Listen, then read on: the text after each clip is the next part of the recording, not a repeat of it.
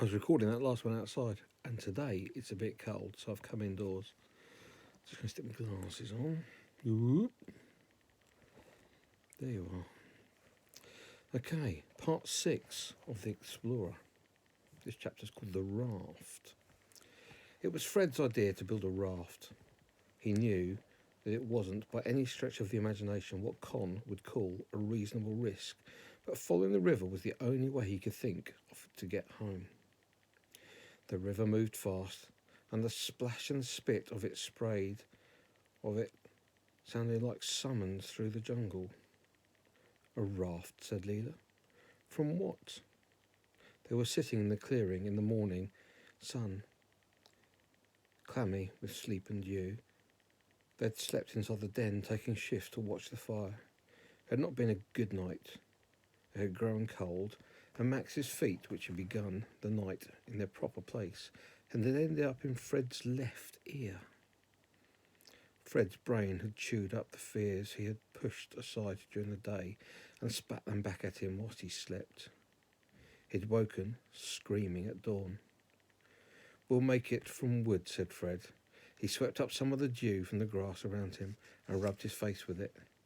There's a lot of wood available. Do you know how? Well, I've read lots of books about it, he said. In the books, explorers cascaded down rivers, shouting things like, "Tally-ho!" But he assumed that was not compulsory, and he'd read in an article on the front page of the Times about one man, Christopher McLaren, who had lived for months on a raft, eating fish and drinking river water. He had made it sound easy. Why do we need a raft, said Con. Well, it will get us out of here. To England, she asked. To Manus, and there will be people. They would get us home.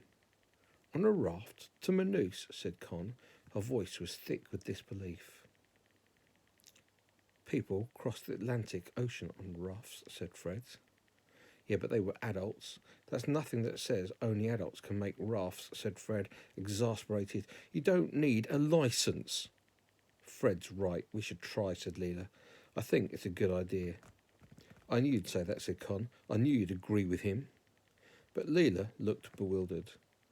Don't you want to go home? Don't you want to see your mama? Of course I do, Con spat. Fred looked down at the floor. He had heard Con crying in the night, calling for help in her sleep. But if we just wait here, said Leela, we'll wait until we die. Dun, dun, dun. People will be looking for us.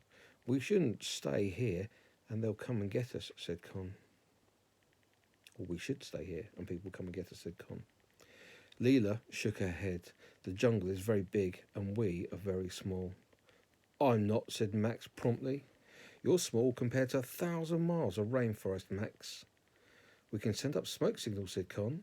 We already have some fire. Well, let's use it.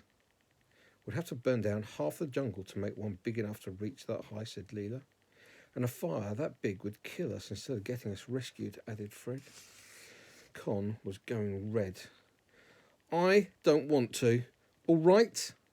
I really, really don't want to get on a raft and risk my life because somebody else thinks it's a good idea. It might not be a good idea, said Leela, but it's the only one we've got. Fred's skin was beginning to ache and his stomach clenched. It always did this when people argued with him. He stood up. I'm going to make a raft. You don't have to help if you don't want to. The raft took more time and involved more blisters than Fred had expected. But it quietened the roar of the fear behind his ribs to be doing something. It's not going to work, said Con. Her arms were crossed so tightly across her chest that her fingers were almost touched at the back. The cut on her shoulder was still raw, and we shouldn't make ourselves hungry and tired when the only food we have is grubs. Fred said nothing and went on pulling immense branches down from the trees. Most were too firmly attached to be of any goods, but he'd found that if he put his whole weight on them and swung his legs, every now and then one would break off with a satisfying crack. He worked faster and faster, brushing away the leaves and the insects as they fell in his eyes. Once the wood was piled in a heap, Leela heaved each piece over to the fire. She laid each one across the flames, and when the middle burned away, they were left with 2 pieces of roughly equal length, and each as long as it was tall. "I'll take off the burnt bit," she said. "It might as well look neat." She hacked away with the burnt edges with a flint, getting steadily more covered in soot.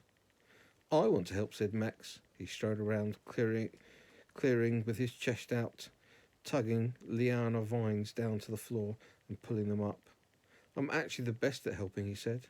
He sat down and began to make the vines talk to one another. After a few hours, Con unwound herself from her angry ball of limbs. Silently she approached Max. She took up one of the vines and a flint and began to skin back the rough bark on the liana to expose the softer core, thick as rope and almost as supple. She covered her face with her hair as she worked and refused to meet anybody's gaze. Fred watched her from the corner of his eye. Con was different when she worked. Before she had seemed all elbows and claws, touch-me-not, and defensive eyebrows, but now she seemed absorbed, barely breathing as she bent over to the vines. Fred had been as proud of anything as he was of that raft. It distracted him from the pounding hunger in his stomach and his head. He hauled the branches to the water's edge, dragging them one in each hand, back and forth, beating out a path between the river and the clearing. Con held out a handful of liana vines. "Here," she said, "for rope. Or something, I don't know." "We could dip them in the water to soften them," suggested Leela. "Thank you," said Fred. "They'll be perfect for tying the corners." Con nodded, unsmiling. Fred soaked the lianas and wound them round the round of his fist until they were supple. His hands prickled with splinters, and he bit them out with his teeth.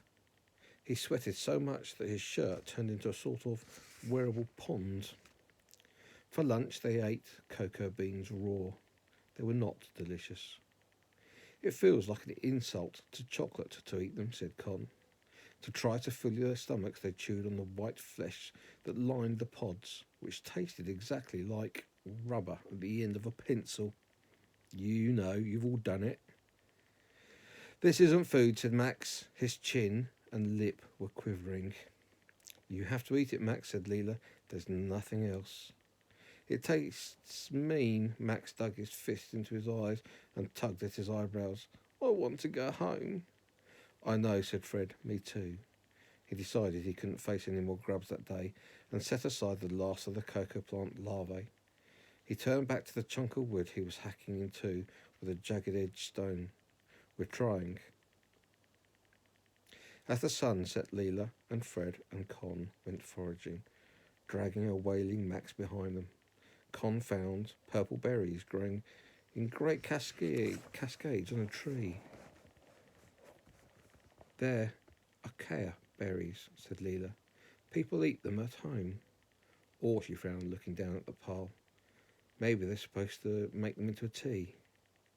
Fred tried one. "It tastes a bit like a blackberry," he said. "If the blackberry were angry with you," but it was a relief to have something to chew. Con tried one and sighed. "I miss school dinners," she said. "They might be better roasted," said Leela. They were not better roasted, but they ate them anyway. Fred crouched by the fire and crammed handfuls into his mouth, trying desperately to fill the churning hole with his stomach was usually located.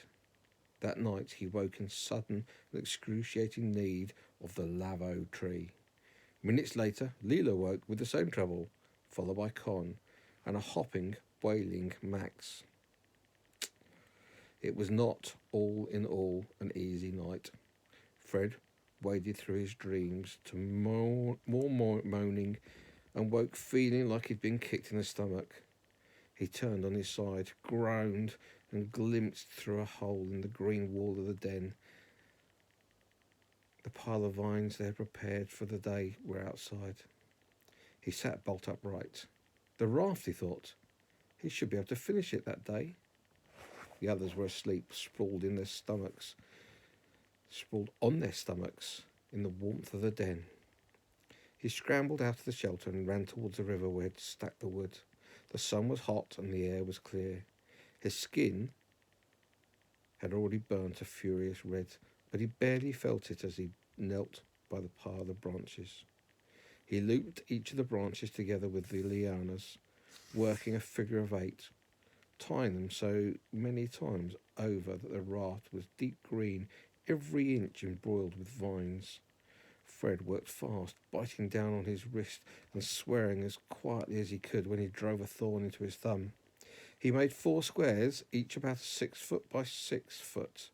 Then he stacked them into 2 thicker squares and tied the 2 squares together, tugging the knot tight with his teeth. Yuck, he spat out a beetle. Then he stood back. The raft was rough-edged and stained with soot, but it was sturdy and double thick, 12 by 6 foot slabs of wood. Fred dragged it to the very edge of the water, drops of sweat running down his nose and into his mouth.